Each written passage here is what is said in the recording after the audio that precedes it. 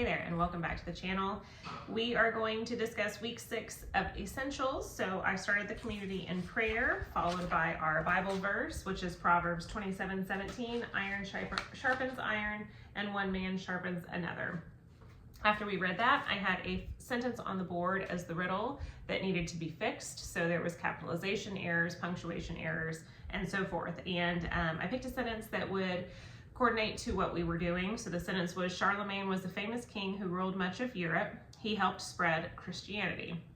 So after we discussed that and fixed the sentence, we went right into our EEL, our grammar time, for a quick review. So on the board, I made a tic-tac-toe square, and then I split the teams in half. So again, if you've watched any of the other videos, I have name tents for every kiddo, and they are 2 different colors, a yellow and a green. And so what I did was we had yellow team and green team. They were fighting against each other, and I asked a question. One of the team from the team could raise their hand and give the answer. So like the question was, what is one of the 3 ways we can make a sentence interrogative? The answer is CIA, which stands for change in mark, interrogative pronoun, and add a helping verb. When they got the answer, they went up to the board and did an X or an O for whoever their team was. Went all the way down, and we were able to play a complete round, and that was just a fun, really quick way to do a quick review. After that, we went into a new chart. We have chart H for week 6, which is compound structure. So I just went through the chart. We kind of walked through it together. Tell me the definition of a conjunction, and then we talked about how it kind of sounds like junction. And if you are elderly like me, you remember that good old song, Conjunction Junction. We did not sing it, but that's where my brain was going. So we discussed FANBOYS and what that is for and nor, but, or, yet, so. I made a poster, which I will share here. And I had 2 different sentences that we needed to combine with a fanboy. So I had 2 sentences. It was, my mother loves me, she cares for me. So we're gonna combine those. So it says, my mother loves me, comma, and she cares for me. So then part of my poster, I have students' names, and we were to combine those together. For instance, Michael ordered a burger, Taylor played baseball. So we could combine those 2 with Michael ordered a burger, comma, and Taylor played baseball, or comma, but Taylor played baseball. So you could really do it however, but the kiddos always like to see their names written up on the poster, I feel like. So as many times as you can to use your students' names in class, on the posters, on sentences, whatever you're going over, highly, highly recommend doing that. So after we walked through that, we then flipped over to chart G, the 112 model sentences compound, and just kind of walked through that. We talked about what conjunctions you see on that chart, and then I had a sentence that we were to figure out if it was a compound sentence. I said, Serena runs and hits the ball. So we were trying to figure out, well, is there a coordinating conjunction? Well, there's the word and, so okay. One independent clause on the left, yeah, Serena runs. Okay, now wait a minute, there is no subject on the right side of the conjunction. It just says hit the ball, so that is not an independent clause. So if we remove the conjunction, we have Serena runs, period, hits the ball, period. So that is a compound verb. Serena is doing all of the running and hitting. So then we added in another parent name to the sentence, and we were able to see the difference between the 2. Then we went back to chart H for a moment and talked about correlative conjunctions, and then I read this book. This is But and For, Yet and Nor, What is a Conjunction? So we just breezed through this, talked about how all of the words that are colored are the conjunctions. So you can see them here in the book. So that was a fun, quick read. After that, we went into our ATS sheet. So I have a very large one that I hang up on the board that I write on that's laminated. We were looking at SVT-DOs. So far at this point, they've done SVI. So now they're learning an SVT. If you have a T, which is transitive, that's transferring to the direct object. So the direct object is what receives the action from the subject. So looking back at the sentences that I had previously written on the board, we identified the direct objects and the action and decided what was receiving the action. For instance, if I put my name, Lauren watched a movie, watched would be the action. What did she watch? Movie. That is the direct object. That's receiving the action. So then we talked about how we're going to diagram those sentences. Okay, so the sentence that I had for the kiddos was Robin Hood wore a disguise and he deceived the guards. And I actually had errors on this originally, so they had to figure it out. The H in hood was lowercase. We needed to add a comma, and guards was misspelled. So every once in a while, it's kind of fun to throw them and see if they can catch those things, because that's the very first step, or sorry, the second step. First step is dictate, write the sentence. The second step is check mechanics. So that's kind of fun to go through that. So we first then identified the clauses in the sentence. We have Robin Hood wore a disguise. He deceived the guards. So we underline that once. We have a conjunction here, a fanboy, so we're going to label that a C. And then we can walk through the rest of it. So we look at the first one, Robin Hood wore a disguise. So who or what is the sentence about? It's about Robin Hood, so that's our subject. So this together would go like that. And first we're just gonna label it with an S. And then I ask them, well, is that a noun or a pronoun? This is a subject noun. Pronoun would be like he, she, so forth. And then we move on from there. We said, what is being said about the subject? Robin Hood. Robin Hood did what? Well, he wore. That is our verb. And then we said, is anything receiving action from that? So he wore what? He wore a disguise, but we're not doing A, it's just disguise. So he wore disguise. That is our direct object. So that means this is transferring wore to disguise. So now we're left with our A, that is an article adjective. And then we can move on to our second one. He deceived the guards. So he, that is our subject, but that is a pronoun because it says he. And then what did he do? Well, he deceived. That is our subject. Did he deceive what? Guards. That is our direct object. So that means that transfers over, and we have another that is our article adjective. So that is how I walked through it with the kiddos of planning all that out, and then we diagrammed. Okay, so to diagram this, I always point out too with chart A, it shows how to do the lines to diagram it. So we follow that. So we have a straight line across, and then we have it looking like that for an SVTDO. So this is SVTDO. So on this side, we had Robin Hood. Here is where our verb goes. He wore. What did he wear? Disguise. That is our direct object. Now we're also describing which disguise, a disguise. So that comes off there like that.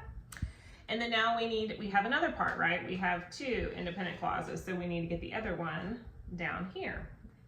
So we have he, and then deceived guards. Which guards? Any old guards? No, it's the guards. And then we have our conjunction here, our coordinating conjunction. This connects verb to verb. So that goes like that.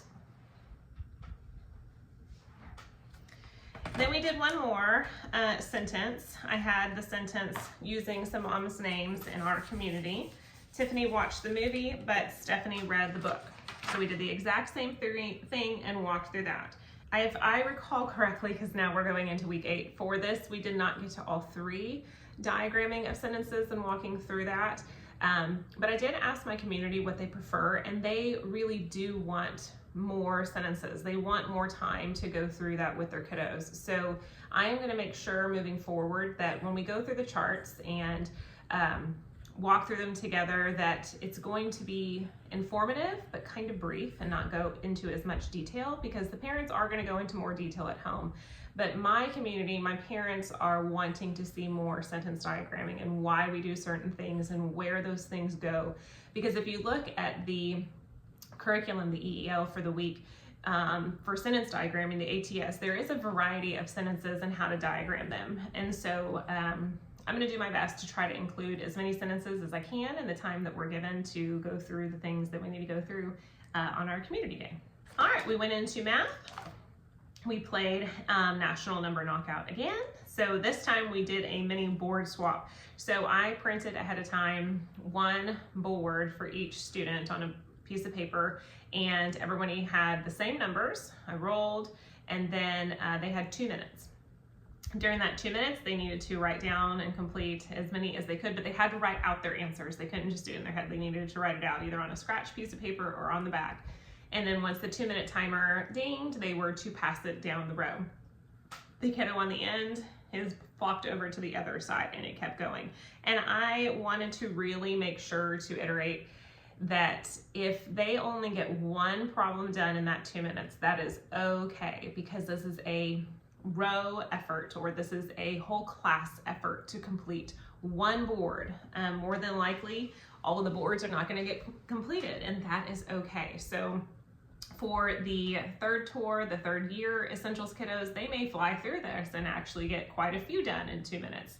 Whereas the first years may really struggle to get one number knocked off on the board. So I set that standard very clear at the beginning, that because they wrote their name on their piece of paper and they were going to get it back at the very end of the game. But just to tell them, this is everybody working together. So even if you get one, or if you don't even get one down, or the one that you got down has already been taken, that's okay. Just keep moving, keep trying, keep coming up with the answers. So that's what we did for math. For IEW, the first thing we started with was reading our papers. So we split into groups of 3 or 4 to read, and they were all to listen for the dress-ups, and we read one paragraph. So they were to also figure out if they read the first paragraph, second paragraph, or third paragraph. After reading papers, we came back together and learned a new structure of summarizing a reference. So we opened to page 81 and we read the summarizing reference section, and we talked about we will be summarizing this week, and I have a poster for that as well. And I wanted to make sure to really reiterate the fact that they're reading through this passage and highlighting while we read anything that is interesting to them as the reader. So we are to find 5 to 7 interesting facts, and that is going to look different across the board and for all of the students in the classroom. What is interesting to one student may not be interesting to somebody else, and that is okay. So whenever we talked about this going into our KWO, we did it together as a class, but I again also told them, hey, yours is going to maybe look different at home, or you may choose different facts, and that's okay. If you want to go ahead and do different facts than what we're doing, that's fine. And then we also talked about topic sentences. So each paragraph needs a topic. We talked about what that is and that topic clincher sentence, how the last sentence kind of reiterates 2 to 3 key words from that topic sentence. So again, the topic sentence and the clincher sentence must repeat or reflect 2 to 3 key words. Then if you're looking on page 81, we kind of read the bottom of the page out loud that talks about Charles the Hammer and Charles Martel, or Martel, I don't know. I'm Southern, so maybe I said that wrong. So that was a nice little intro into our story, so they could kind of understand who Charlemagne is. It kind of builds off of that, and it also shows a really great example of that topic clincher too. So then we dove into our KWO. We read Charlemagne on page 82. We had a parent read it aloud, and we just, again, worked through our KWO chart. What is the source about? What do you think is the most interesting thing? And then at the very bottom it says clincher, but we are not doing that in class. We're just, it's a reminder for yourself that when you're writing that you are to tie that back into your topic sentence. So we did retell our KWO. So what I do to encourage that, I have a bag of Hershey Kisses.